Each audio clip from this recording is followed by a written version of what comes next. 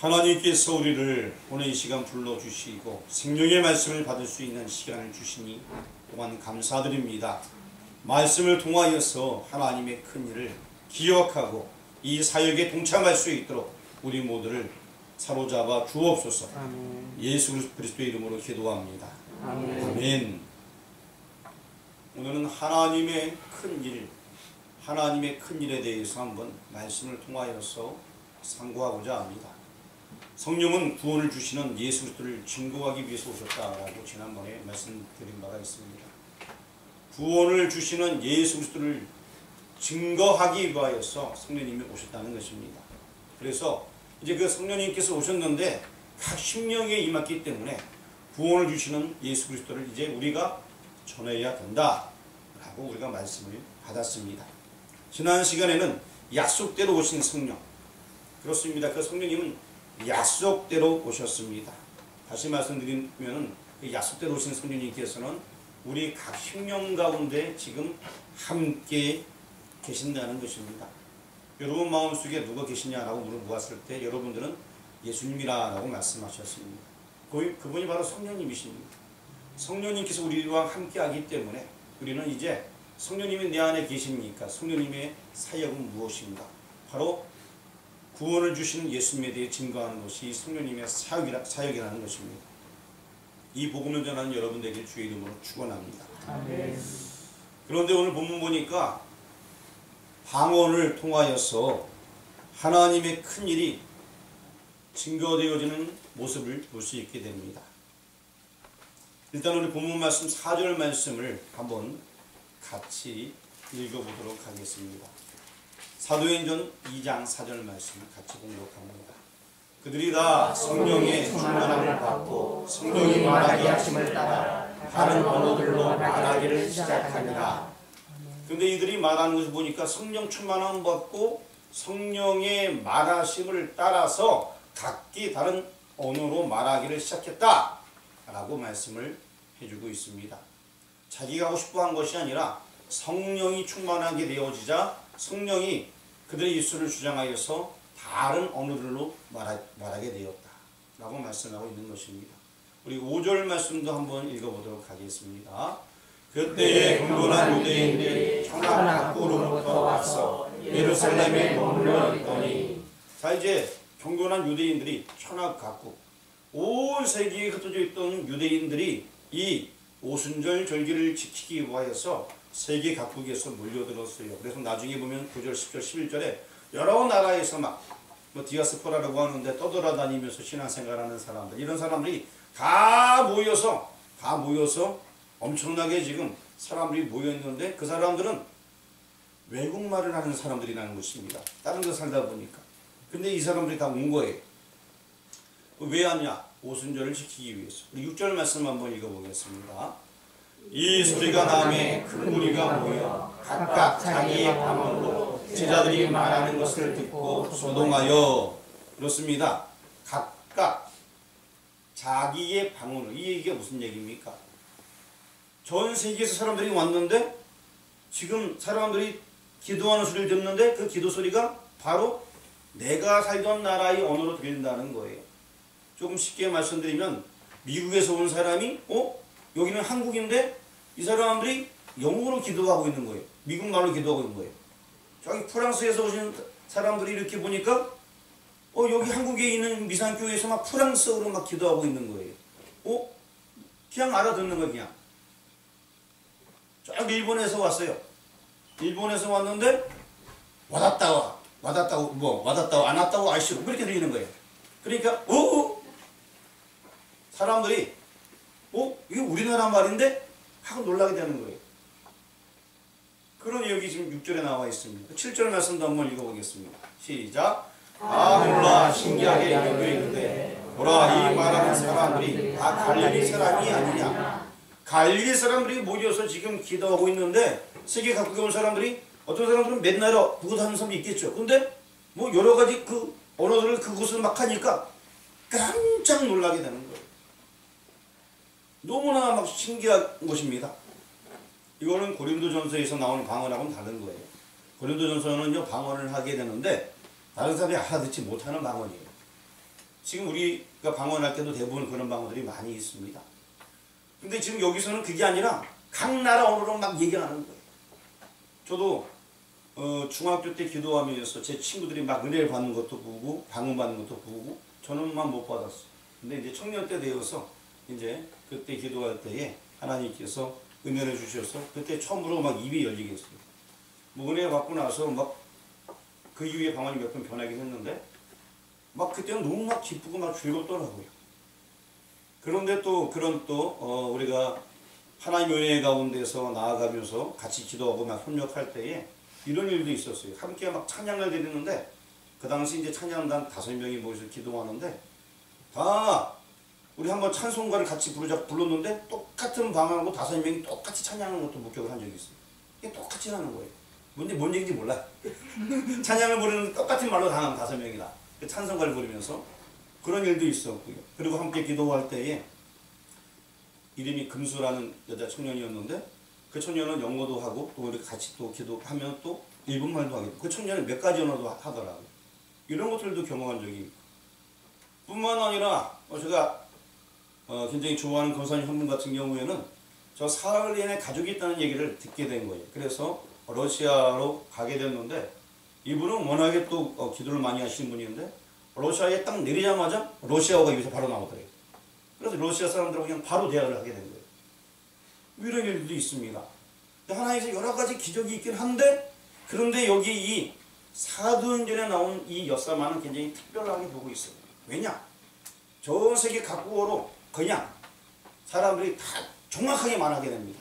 우리는 때도로 방언을 할 때 남들이 알아듣지 못하게 할 때도 있고 뭐 영수학도 강서를 쓰기도 합니다. 이렇게. 그리고 또 어떤 사람들은 또 우리 같이 기도하는 사람 중에는 그걸 또 보고 읽어요. 또 그 나라 언어로. 그게 어느 나라 언어인지 모르겠지만 읽고 또 해석을 해줘요. 뭐 여러 가지 일들이 있습니다. 근데 지금이 이런 것과는 이때는 완전 다른 거예요. 전 세계 모든 사람 언어로 지금 이게 언어가 정확하게 말하는 거예요. 틀리게 말하는 것이 아니라 정확하게 말하는데 이 사람들이 말하는 내용들이 하나님의 큰 일에 대해서 얘기한다는 거예요. 이게 완전히 오늘날의 어떤 우리가 방언이라는 의미랑 다른 거예요. 그러면은 성령께서 왜 강림하셨는가? 성령의 임무에 대해서 먼저 생각을 해봐야 될 것 같아요. 이렇게 성령께서 강림하셨는데 처음으로 나타난 형상이 바로 각 나라 언어로 얘기했다라는 것입니다. 그렇다면 왜 이 성령님이 임하셨을까? 제가 초두에 말씀하기를 성령님께서 임하신 이유는 구원자 예수 그리스도 그분에 대해서 증거하는 것이 성령의 사역이라 말씀드린 바가 있습니다. 그렇습니다. 구원을 주시는 예수님을 전하는 것이 성령의 사역인 것입니다. 예수 그리스도께서 이뤄놓으신 구속의 은총 이거를 온전히 전하는 것이 성령의 임무라고 할 수 있는 것입니다. 그런데 성령께서 강림에 맞춰서 하신 첫 사역이 다른 말, 각각 다른 언어로 말하게 하였다는 것입니다. 이게 무슨 연관성이 있을까? 왜 각기 다른 언어로 말하게 하셨을까? 나중에 베드로가 사도행전 3장에서 설교하게 됩니다. 사도행전 3장 25절 보면은 베드로가 설교하는 내용 중에서 이런 말씀이 있는데 한번 같이 앞에 적어놔서 읽어보겠습니다. 너희는 선지자들의 자손이요 또 하나님이 너희 조상과 더불어 세우신 언약의 자손이라. 아브라함에게 이르시기를 땅 위의 모든 족속이 너희 씨로 말미암아 복을 받으리라 하셨으니. 자, 아브라함에게 분명히 하나님께서 약속하셨습니다. 너희 씨로 말미암아 천하 만민이 복을 받으리라 말씀하셨죠. 지금 베드로가 이걸 들어서 지금 설명을 해주고 있는 거예요. 실제로 한번 구약 성경을 한번 창세기를 한번 찾아보도록 하겠습니다. 창세기 12장 3절 말씀 같이 읽겠습니다. 시작. 너를 축복하는 자에게는 내가 복을 내리고 너를 저주하는 자에게는 내가 저주하리니 땅의 모든 족속이 너로 말미암아 복을 얻을 것이라 하시니라. 아멘. 아멘. 땅의 모든 족속이 너로 말미암아 복을 얻을 것이다. 분명히 이 말씀을 아브라함에게 하나님께서 말씀하셨어요. 창세기 22장에도 똑같이 나와 있습니다. 같이 한번 읽어보겠습니다. 시작. 아브라함이 이르되 내 아들아 범죄하려 하면 하나님의 자기를 구하여 친히 준비하시라 하고 두 사람이 함께 나아가서. 근데 저기 지금 제가 18절을 적어놨는데요. 저거는 이제 아브라함이 시험 당하는 것, 이제 하나님께 시험 받는 거고, 나중에 18절을 보게 되면은 내 씨로 말미암아 천하 만민이 복을 얻는다 라는 말씀이 또 나와 있습니다. 그래서 결국에 아브라함을 통하여서, 아브라함의 씨, 아브라함의 후손을 통하여서 천하 만민이 복을 얻는다는 것입니다. 그래서 구약 성경에 이것이 예견되어 있었고, 아브라함의 후손으로 메시아가 오시게 되었습니다. 그래서 이 메시아가 오셨는데, 그 메시아가 오셔서 얼마 전에 이제 하늘로 올리우심 당하셨단 말입니다. 근데 그 올리우시기 전에 그 메시아가 모든 걸 다 이루셨어요.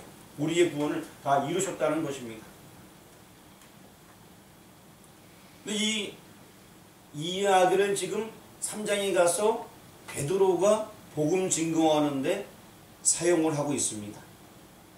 베드로의 이야기는 이렇게 구약의 메시지가 신약에 와서 성취되어졌다 라고 말하면서 이 아브라함의 후손, 이 후손으로 누가 왔냐면 메시아가 오셨는데, 그분이 얼마 전에 우리를 위해서 십자가에 죽으시고 부활하시고 승천하신 예수다, 이 얘기를 지금 베드로가 설교를 하고 있는 것입니다. 자, 이제 다시 오늘 본문으로 들어와서요. 오늘 이 여러 각국의 언어로 말하는 것, 어쩌면 이것은 비상성리로 보아야 됩니다. 이방인에게도 축복의 문이 열려졌음을 선포하는 신년의 나팔 소리와 같은 그러한 것이다 라고 보면 될 것 같습니다. 왜냐하면 이것을 왜 비상성리로 보게 되냐면, 이런 일은 그 위에 계속되지 않았기 때문에 그러합니다. 물론 부분적으로 아까 제가 설명했듯이 이렇게 나타나는 경우는 있어요. 하지만 이렇게 동시다발적으로 각 나라 언어로 말하는 경우는 이때 한 번이었습니다. 자, 그러나 사도행전 2장에서는 분명히 우리에게 말씀을 해주고 있습니다. 성령의 역사가 있었다는 것입니다. 그리고 또 이 성령의 역사가 각 사람에게 임하게 되었는데, 그러고 할 때에 여러 사람들이 각각의 다른 언어로, 다른 나라 말로 정확한 언어를 구사하였다는 것입니다. 그래서 많은 사람들이 보고, 각 지방에서 온 사람들이 다 보고, 각 외국에서 온 사람이 보고 놀랐다. 이것이 오늘 본문인 것입니다. 잠시 이제 이 내용을 조금 더 설명하기 위하여서 창세기 11장을 제가 함께 좀 보고 나서 설명드리도록 하겠습니다. 창세기 11장 3절 같이 읽어보겠습니다. 서로 말하되 자 벽돌을 만들어 동물이 격자하고 이에 벽돌로 돌을 대신하며 벽종으로 진흙을 대신하고. 원래 하나님께 예배드리는 것은 그냥 자연산 그대로 벽돌을 가지고, 그 다음에 이제 벽돌을 만들어 견고히 굽자 그러는데, 이 벽돌이 아니라 원래 돌을 갖고 재단을 쌓아야 되는데 지금 벽돌은 다듬어 만든 거잖아요. 그리고 또 진흙으로 이제 그 돌을 쌓아서 하나님께 예배드리는데 역청으로 대신하고, 이런 것들은 인위적인 인간의 방편으로 하나님께 예배드린다는 그런 의미가 되는 것입니다. 그래서 이때 벌써 11장 보게 되면 여러분, 이게 바벨탑 사건이구나, 인간들이 인위적으로 뭘 하려고 하고 있구나, 이런 것을 우리가 좀 볼 줄 알아야 되겠고요. 그 다음 절 한번 읽어보도록 하겠습니다. 또 말하되 자 성읍과 탑을 건설하여 그 탑 꼭대기를 하늘에 닿게 하여 우리 이름을 내고 온 지면에 흩으심을 면하자 하였더니. 그래서 사람들이 모여서 자기네의 힘을 가시하려고 하는 모습이 나와 있습니다. 이때에 하나님께서 임재하는 내용이 창세기 11장 7절부터 나와 있습니다. 7절 말씀 읽어보겠습니다. 자, 우리가 내려가서 거기서 그들의 언어를 혼잡하게 하여 그들이 서로 알아듣지 못하게 하자 하시고. 지금 언어를 혼잡하게 하자는 거죠. 그 다음 절 8절 말씀 읽어보겠습니다. 여호와께서 거기서 그들을 온 지면에 흩으셨으므로 그들이 그 도시를 건설하기를 그쳤더라. 함께 큰 성을 짓다가 언어가 서로 다르니까, 야 벽돌 갖고 와 했더니만 못 알아듣는 거예요. 샬라샬라 하다니까, 야 이게 뭔 소리야? 그래가지고 결국 일이 진행이 안 되니까 다 흩어져서 언어가 같은 사람끼리 모여서 이제 각기 흩어지게 되는 그런 모습이 나와 있습니다. 9절 말씀도 한번 읽어보겠습니다. 그러므로 그 이름을 바벨이라 하니 이는 여호와께서 거기서 온 땅의 언어를 혼잡하게 하셨습니다. 여호와께서 거기서 그들을 온 지면에 흩으셨더라. 아멘. 자, 이 사건이 11장에 있었어요. 바벨탑 사건이. 그리고 나서 12장에는 아까 우리 잠깐 12장 읽었는데 1절, 2절, 3절에 아브라함을 택한다는 내용이에요. 내가 너를 복이 되게 하겠다. 너로 말미암아 천하 만민이 복을 얻게 될 것이다. 내 씨로 말미암아 천하 만민이 복을 얻을 것이야. 라고 11장과 12장은 완전히 다릅니다. 11장은 인간들이 힘을 내서 하나님과 같아지려고 함으로 말미암아서 결국 언어가 흩어지게 되는 내용이고, 하지만 12장에서는 아브라함을 택하여서 하나님께서는 내 씨로 말미암아 천하 만민이 복을 얻겠다라는 약속의 말씀이었습니다.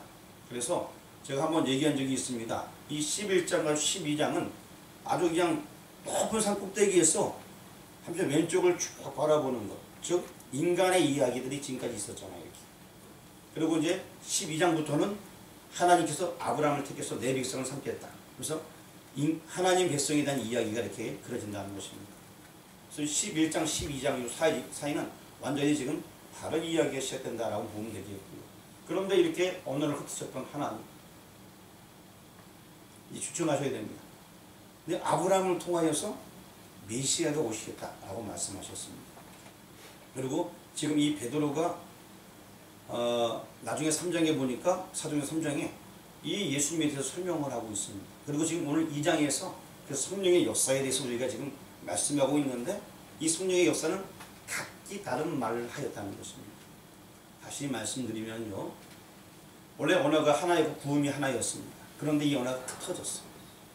그래서 이 사람들이 힘을 못 합치는 그런 상황이 되어버리고 말았습니다. 그때 아브라함을 택하셨고 구원을 약속해 주셨습니다. 그러고 나서 정말 시대가 지나서 예수님이 오셨어요. 그 다음에 지금 오순절 성령이 강림하게 되었습니다.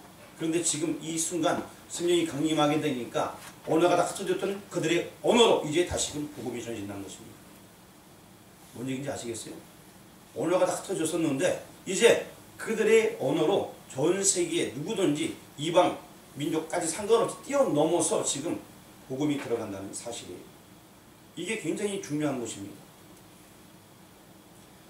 아브라함의 자손으로 그리스도가 오셔서 만유를 회복하시는 때, 그때를 맞이하여서 성령께서는 그들이 이것을 알아들을 수 있는 각국의 언어로 하나님께서 이제 이 큰 일에 대해서 하나님의 큰 일을 증거하고 계신다는 것입니다. 자, 그러고 나서 이 이후로 계속해서 이 복음의 역사가 증거되어지게 되었습니다. 하나님의 큰 일은 딱 두 가지로 나타나게 됩니다. 하나님의 큰 일은 무엇이냐? 바로 예수님께서 우리에게 구원을 주신다. 그분에 대해서 증거하는 것이 하나님의 큰 일이에요. 다시 말씀드리면, 쉽게 말씀드리면 복음 전하는 것이 하나님의 큰 일이에요. 그런데 이 복음 전하는 것이 맨 처음에는 어떻게 전해졌냐? 각국의 언어로 전해졌다는 거예요. 여러 세계에서 다 모여들었는데 각 나라 방언으로 다 전해졌다는 거예요. 이것이 바로 첫 번째 하나님의 큰 일이 증거되어지는 역사고요. 두 번째 또 하나님의 큰 일이 있는데 또 똑같은 거예요. 하나님의 큰 일이 무엇이냐? 역시 똑같아요. 복음이 전해지는 거예요. 예수님이 누구신가? 그가 왜 오셨는가? 그가 왜 십자가를 져야 되는가? 그것을 증거하는 것이 하나님의 큰 일인데, 이제 이 두 번째는 뭐냐? 옛적에는 각국의 언어로 그대로 증거되었었습니다. 이제는 그것이 아니라 하나님께서 사람들을 택하셔서 특별한 사람들, 사역자들을 통하여서 세계 만방에 가서 복음을 전하게 하는 것이 또 하나님의 큰 일인 것입니다. 똑같은 하나님의 일인데 이 오순절 성경에 나오는 이 시대에는 각국의 언어로, 이제는 세계 각국에 많은 나라들이 있지만 이제는 하나님께서 이 많은 사람 중에서 특별한 사역자들을 통하여서, 어떤 때는 의사가 부름받기도 하고, 어떤 때로는 선교사가 부름받기도 하고, 어떤 때는 목사님이 헌신하기도 하고, 어떤 때는 다른 직장을 가진 사람들이 사업을 갔다가 복음 전하기도 하면서 이제 다양한 방법으로 이 하나님의 큰 일이 증거되어진다는 것입니다. 여러분 성령 받았습니까? 아멘. 여러분 예수님 안에 계십니까? 아멘. 그렇다면 이제 이 일을 누가 감당해야 돼요?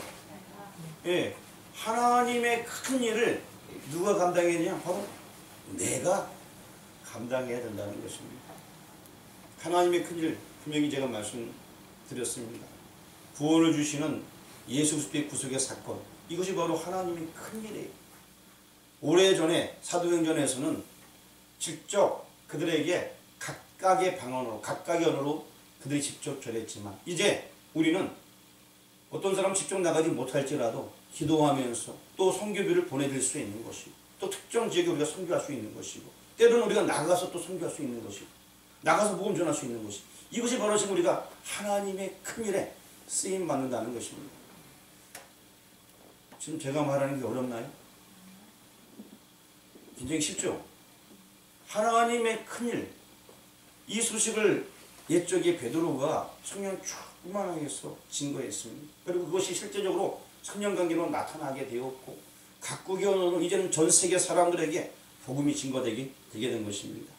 우리 이제 8절 말씀, 본문 8절 말씀 같이 읽어보겠습니다. 시작. 우리 각 사람이 남고 방언으로 듣게 되는 것이 어찌 되느냐. 이제 이 일이 있기 위해서 각 나라 사람들 성경 다 지금 번역하고 있습니다. 각 나라뿐만 아니라 아주 작은 부족에까지 이르게까지 지금 성경이 번역되어지고 있고, 그들의 말로 지금 하나님의 말씀이 증거되어지고 있고, 그들의 말을 배운 사람들이 들어가서 지금 복음을 전하고 있는 시대가 오늘날의 시대라는 것입니다. 지금 이것이 되어지고 있습니다. 이것이 바로 하나님의 큰일이 계속 나타나고 있다는 것입니다. 그리고 또 어찌됨, 여기 8절 끝에 어찌됨이냐 이런 것이 나와 있습니다. 이렇게 된 것이 어찌된 것이냐, 그것은 14절에서 20절까지 쭉 나와 있는데요. 성경대로 약속하신 성령께서 임하셔서 그들의 입을 주장으로 말미암아서 이렇게 되었다라는 그 얘기가 14절에서 20절까지 설명이 되어져 있습니다. 아까 우리 성경 다 읽었어요. 그 다음에 또 12절에도 보게 되면 우리 12절 말씀 한번 읽어보겠습니다. 다 놀라며 방황하여서 이르되 이 어찌된 일이냐 하며, 요번에 또 어찌된 일이냐가 또 나옵니다. 이 어찌된 일이냐, 여기에 대한 대답은 22절부터 26절까지 나와 있는데 우리가 아직 성경 본문을 읽지 아니한 부분인 것입니다. 이것을 요약하자면 하나님의 큰 일이란 예수 그리스도의 죽으심과 부활 사건이라는 것입니다. 어찌된 일이냐? 야, 예수가 죽으셨어. 그리고 다시 사셨어. 그분이 하나님의 아들이자. 왜 죽었냐면 우리 죄 때문에 죽으셨어. 하지만 사망 가운데 깨뜨리고 일어나셨어. 그분이 바로 하나님의 아들이시기 때문에 그래. 이게 바로 복음이라는, 이게 바로 하나님의 큰 일이라는 거예요.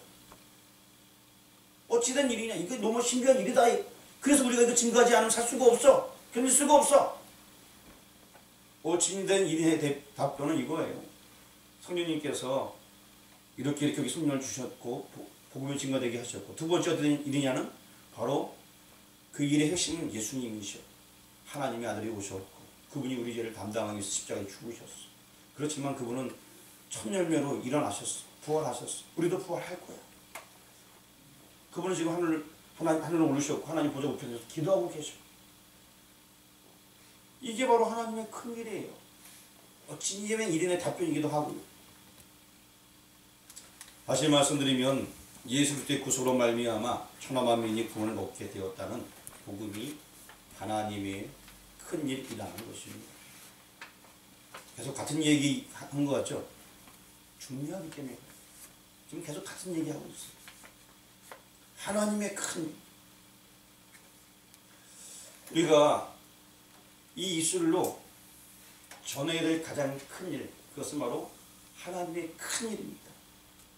이걸 최우선으로 각 나라 방언으로 전해야 됩니다.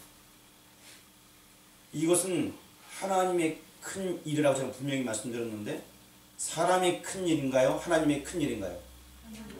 다시요? 사람의 일입니까? 하나님의 일입니까? 그리고 하나님의 일이에요. 이 일에 내가 쓰임 받는다는 것은 엄청난 큰 축복인 것입니다. 하나님께서 자기 아들을 통해서 해주신 하나님의 큰 일,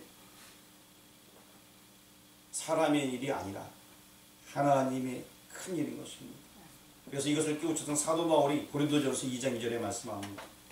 같이 한번 읽어보겠습니다. 내가 너희 중에서 예수 그리스도와 그가 십자가에 못 박히신 것 외에는 아무것도 알지 아니하기로 작정하였습니다. 완전히 그렇게 작정했다는 것입니다. 이거 외에는 뭐 자랑할 거 없다는 거예요.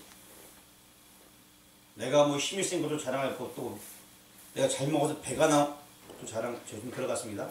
그것도 자랑할 것도 없고, 내가 조금 키 크다고 자랑할 것도 없고, 예수 그리스도와 그 십자가 외에 자랑할 것이 없다. 얼마나 멋집니까? 이 시대에 하나님의 큰일, 이 사명을 위산교회가 감당하기를 주님은 원하고 계십니다. 이 시대에 하나님의 큰일, 그 사명을 위산교회 집사님들이 감당하기를 하나님께서는 원하고 계십니다. 이 시대에 하나님의 큰일을 특별히 위산교회 안수 집사님이 감당하기를 하나님 원하고 계십니다. 아멘 안 하시네요. 안수 집사님들은 뭐 이 시대에 하나님의 큰일을 위산교회 전체 교우들이 감당하기를 하나님 원하고 계십니다. 아멘. 그래도 아멘 안 하시네. 이제 아멘 소리가 얼마나 큰가 보겠습니다. 이 시대에 하나님의 큰일을 위산교회 장로님을 통하여서 하나님이 감당하기를 원하고 계십니다. 아멘. 다른 분이 더 대답한 것은 빨리 장로님 되고 싶으니까 봐요. 예, 그렇습니다. 마지막으로 이 본문 말씀 2장 11절 말씀 읽어보도록 하겠습니다. 앞에도 적어놨습니다.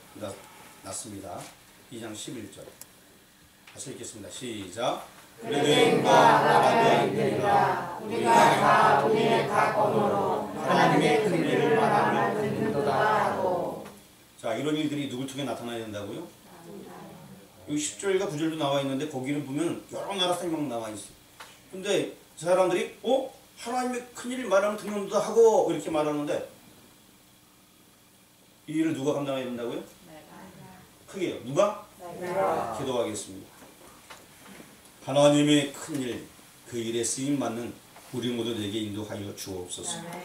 예수 그리스도 이름으로 기도합니다. 아멘.